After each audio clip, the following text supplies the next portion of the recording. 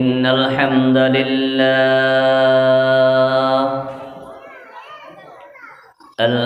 لله نحمده ونستعينه ونستغفره ونعوذ بالله من شرور أنفسنا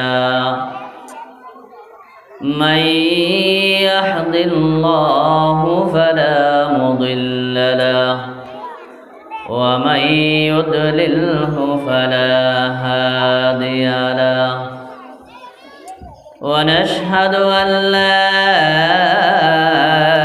إله إلا الله ونشهد أن محمدا عبده ورسوله أرسله بالحق بشيرا ونذيرا وداعيا إلى الله بإذنه وسراجا منيرا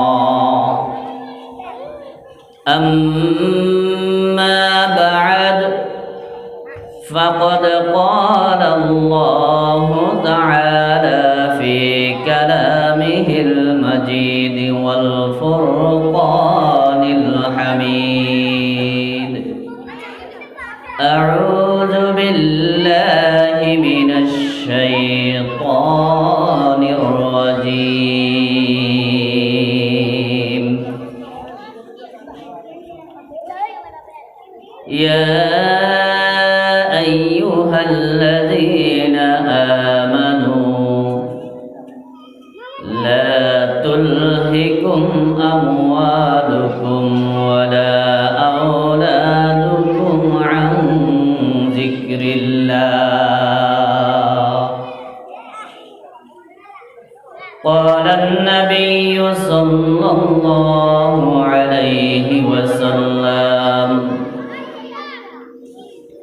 خيركم من تعلم القرآن أو كما قال النبي عليه الصلاة والسلام إن الله وملائكته يصلون على النبي يا أيها الذين آمنوا صلوا عليه وسلموا تسليما اللهم صل على سيدنا محمد وعلى آل محمد كما صليت على إبراهيم وعلى آل إبراهيم إنك حميد مجيد الحمد لله আল্লাহ তাআলার নিকট অগণিত অসংখ্য শুকরিয়া যে মহান রব্বুল আলামিন আজকের দিন এই বেহেশতের বাগানে আসার বসার তৌফিক দান করলেন এবং এই বেহেশতের বাগানে বসে দুনিয়াবি ফিতনা ফাসাদ থেকে মুক্ত থেকে আখিরাতের সঞ্চয় কিছু নেক আমল করার মতো যে তৌফিক দান করলেন এবং এই সুন্দর পরিবেশে জান্নাতের বাগানে আসার যে তৌফিক দান করলেন এই জন্য আল্লাহর দরবারে শুকরিয়া আদায় করে বলি আলহামদুলিল্লাহ।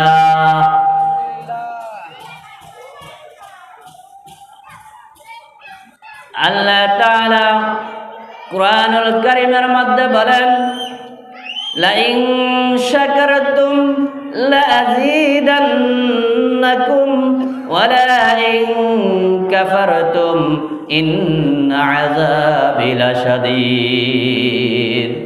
আল্লাহ তাআলা বলেন বান্দা আমি তোমাকে যত নিয়ামত দিয়েছি আমি তোমাকে হাজারো নিয়ামত দিয়েছি যখনই আমার নিয়ামত পাইবা যখনই আমার নিয়ামত খাইবা যখন আমার নিয়ামত পাবে আমার নিয়ামত পাইয়া শুকরিয়া আদায় করবা।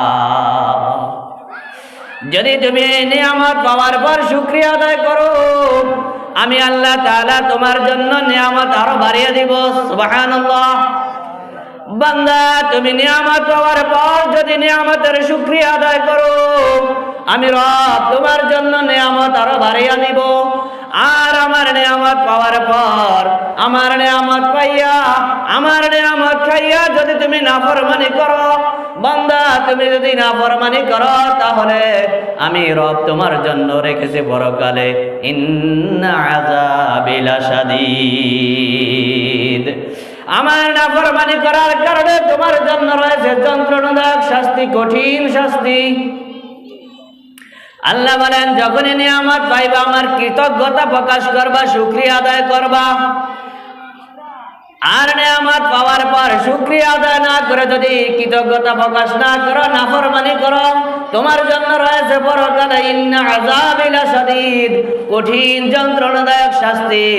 আল্লাহ বলেন, গোলাম আমার কৃতজ্ঞতা প্রকাশ করো, আমার নিয়ামতের শুকরিয়া আদায় করো, অকৃতজ্ঞতা করিও না, আমি আল্লাহর নাফরমানি করিও না। আজকে সমাজের মধ্যে মানুষ আল্লাহর নিয়ামত পাইয়া, আল্লাহর জমিনে থাকিয়া, আল্লাহর নিয়ামত খাইয়া যতটাই আল্লাহর প্রশংসা করে, তার চাইতে মানুষ বেশি আল্লাহর নাফরমানি করে, ঠিক কিনা? আজ তো মানুষ আল্লাহর নিয়ামত পেয়েছে, নিয়ামত পাইয়া শুকরিয়া আদায় করে না, বরং নাফরমানি করে।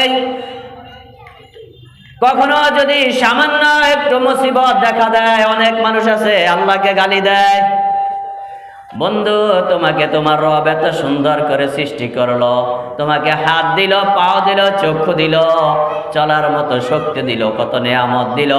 এত নিয়ামত পাওয়ার পর শুকরিয়া আদায় না করে অনেক মানুষ আছে বিপদে পড়লে রবকে গালি দেয়।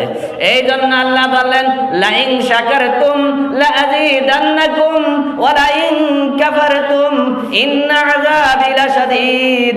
হে গোলাম, আমার নিয়ামত খাইয়া, আমার নিয়ামত পাইয়া তুমি অকৃতজ্ঞতা প্রকাশ করিও না, তুমি অকৃতজ্ঞতা প্রকাশ করিও না, তুমি শুকরিয়া আদায় করবা।